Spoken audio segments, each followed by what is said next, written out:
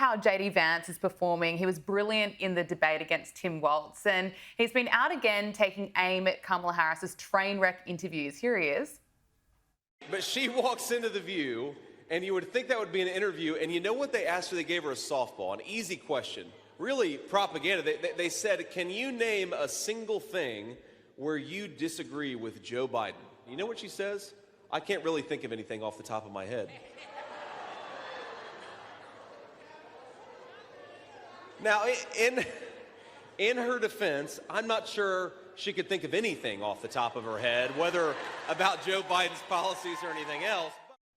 Josh, this is what I suspect is happening right now. The more people watch JD Vance, the more they get to know JD Vance, the more that they like him. They respect him, they realise that he's quite smart, and the opposite is happening with Kamala Harris. The more that they see her, they realise there's not much there. Yeah, look, Gabriella, not to toot my own horn, but I guess I will briefly do it. I wrote an op-ed way back in March calling on Donald Trump to make JD Vance his vice presidential pick. I have known JD in a personal capacity for probably 5 or 6 years. I consider him a friend. And I was so happy that in that vice presidential debate, the world saw the JD Vance that I have gotten to know, which is a deeply, deeply thoughtful person who has a command of the material, who has done the reading, both proverbially and literally speaking. He understands public policy. He understands law. And he understands also the American people, as he famously wrote about in his best-selling memoir, Hillbilly Elegy, which turned into a Hollywood blockbuster film. You know, he really is all that. And in many ways, he represents the future of the Republican Party and the future of perhaps even just the Western, if not the outright global right, because he is just that articulate and I think understands the issues at that visceral of a level. And it is a very, very, very stark contrast to Kamala Harris. But, you know, her answer on The View, where she got this softball question, as JD has accurately described, that she basically, they say, would you change anything? And she says, no. Finally, she is actually embracing the fact that she is indeed the vice president of the United States, because she's been trying to have it both ways for a while. She's been trying to say that I'm ready to be a leader on day one come January 2025 because I have been in the corridors of power for the past 4 years. On the other hand, she's been trying to say that she's actually an outsider or a change agent. What you really can't have it both ways, can you? You basically have to pick one or the other. So it seems to me that on the home stretch, she actually is picking one. She's admitting that she's not a change agent, that she's not an outsider, because she has been there and she agrees with everything her boss has done for the past 4 years. Well, at a time that the American people say that America's on the right track only 28% of the time, it's roughly 35 to 40 points underwater on the right track, wrong track, binary metric. The American people have an approval rating of the Biden-Harris administration's handling of the economy, 20 points underwater, immigration like 25, 30 points underwater. I mean, if Kamala Harris wants to own that baggage, I say go for it. I mean, good luck with that. And it's one of the many reasons, frankly, why I continue to be cautiously optimistic that Donald Trump is actually going to win this election in a few weeks. Yeah, Kamala Harris has let her secret out that she is the vice president of the United States. Let's look at the polling right now. The latest Reuters Ipsos poll has Kamala Harris leading Donald Trump by 3 percentage points, 46% to 43%. But let's look at the betting odds. It is an indicating factor of where we're heading in this election. Polymarket has Donald Trump ahead at 53.3% and Kamala Harris at 46.1%.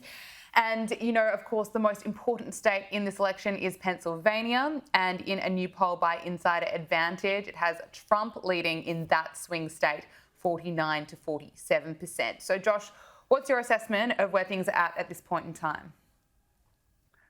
So the polling would show essentially a true toss-up. It's basically within the margin of error in all 7 of the key swing states. And those 7 swing states, to be clear, are the 4 Sunbelt swing states of Nevada, Arizona, Georgia, and North Carolina. And then you have the 3 Rust Belt swing states of Pennsylvania, Wisconsin, and Michigan.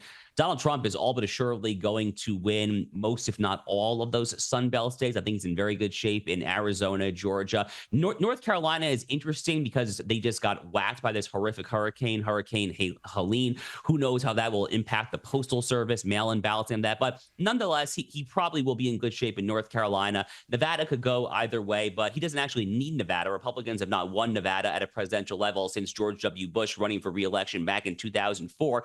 So it really does come down to the Rust Belt states. And as you said, battleground Pennsylvania is probably the #1 state.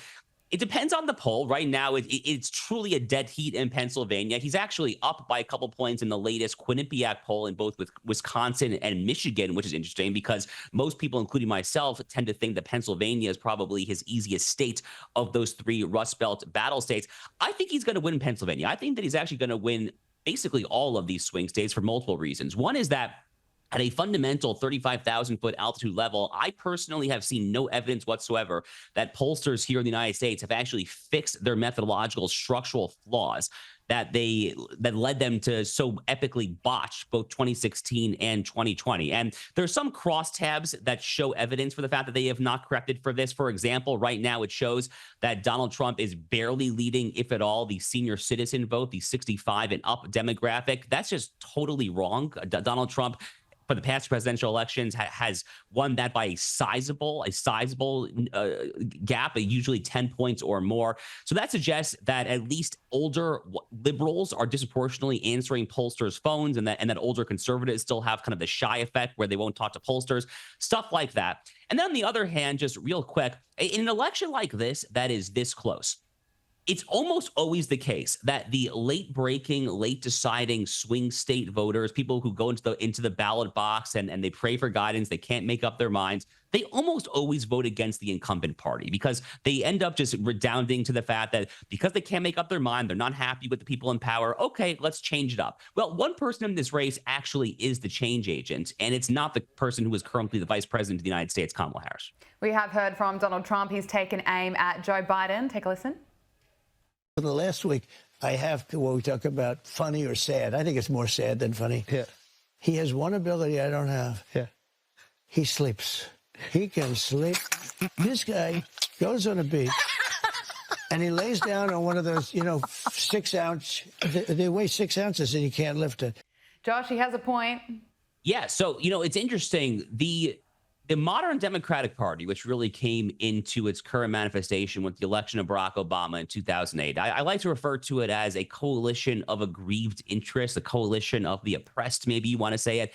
And it's this very bizarre coalition of young people, millennials and Gen Z, probably young black men, really, or young black people just in general, above all, Hispanics, and then some white upper class PhDs, the limousine liberal types in San Francisco, Boston, New York City, places like that.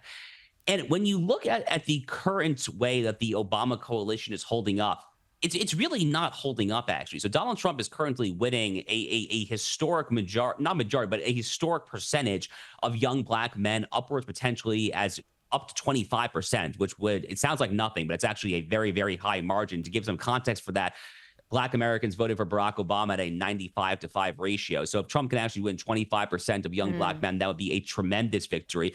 He's doing very good with the Hispanic vote. It would be the best performance for a Republican with Hispanic voters in at least 2 decades, possibly even longer than that. And he's within single digits when it comes to voters under the age of 35, when it comes to millennial and Gen Z voters, which would have been astounding to the 2008, 2012, or even the Hillary Clinton 2016 Democratic Party. So this Obama coalition is really starting to collapse before our eyes as the Democratic Party has gone so far down the rabbit hole of woke identity politics issues, all of these bizarre cultural totems, the climate fanaticism, the open borders, the gender ideology, critical race theory. No one really wants this. There's no actual appetite for this outside of the bowels of left-wing blue check social media. Rather, the people actually want answers to the bread and butter lifestyle questions: economy, inflation, crime, immigration. And what they see in Donald Trump and JD Vance is a ticket that is well-spoken and that has the proper solutions for those actual issues. So this election, Gabriella, this election is actually about the issues. Again, I think that Donald Trump's going to win it. Josh Hammer, it is so great to speak with you. Thank you so much for joining us on Power Hour. Thank you so much.